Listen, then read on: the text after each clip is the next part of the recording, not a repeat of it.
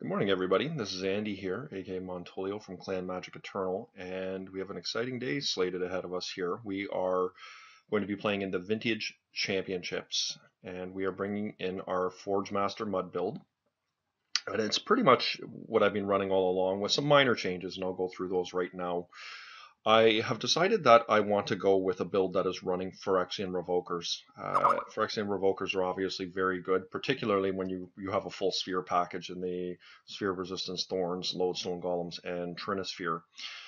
It gives me some fighting hope, if an opponent lands a turn 1 Jace or Dak Faden against me, where otherwise I'm usually just outright dead when they land. So, in addition to that, it helps lock down, Deathrite Shamans and Mox and Sol Rings and such to help keep them buried underneath my spheres. I have also decided to cut down on the Staff of Nin and Phyrexian Metamorph to be able to accommodate the Revokers. And I've also had to cut a Wurmcoil from the main deck, which was perhaps the hardest cut that I had to make because Wurmcoil was very good in the deck and gives me some ability to gain life, where otherwise I cannot if I'm taking a lot of damage off Ancient Tombs, etc. It comes at the expense of also, you may be looking at my deck and saying, wow, this guy's running a Triskelion over a Wurmcoil. This is a really tough decision. I just feel like the metagame right now is there is a lot of Dark Confidence. There's a lot of young Pyromancers out there and Goblin Welders going around, and the ability to just bring in a Triskelion, which is also a construct, might I add, going with my theme. It gives me a quick out to those, and quite often, if you can remove them, I feel like you can take over the game pretty quickly. In addition to that, it's also a lightning bolt right to the face if need be, and of course, it also helps deal with Dak Fadens and Jace the Mind Sculptors. Now, my land base has changed a little bit. I have very much been an advocate for a healthy split between Cavern of Souls and Mishra's Factories.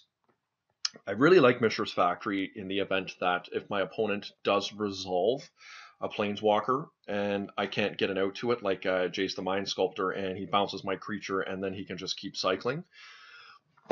Mishra's Factory is a creature that he cannot bounce that can actually chew into it pretty quickly. Although I've eschewed that second Mistress Factory for this tournament for the extra Cavern of Souls. Having the Revokers in the deck makes me feel a little bit safer because I can lock down a Jace the Mind Sculptor through that versus having to kill with the Mistress Factory. The extra Cavern of Souls is, I'm expecting a very blue-based tournament, and being able to resolve a creature through heavy counterspells goes without saying, and I want to give myself the best opportunity to do that without outright doing the 4 caverns. So we'll see how that goes. And other than that, my deck is pretty static from my other builds, and my bomb is of course Sundering Titan, which I do like better than the Blightsteel Colossus in this deck, strictly because it can be hard casted, whereas Blightsteel is very hard to cast without a Metalworker. And my sideboard is definitely leaning towards the mirror in this particular tournament. I have done a little bit of collation of data, and there were several Stax decks that qualified for this tournament. So basically what I've done is I am absolutely prepared for the mirror matchup, which has proved to be one of my tougher matches. And I've got 2 Precursor Golems, a Wurmcoil Engine, and we are going to have 2 Crucible of Worlds for that match. This is my Oath pile here. We've got 4 cages and 2 Witchbane Orbs. I beg your pardon. And for Dredge, I've got 4 Grafdigger's cages and 4 Leyline of the Voids.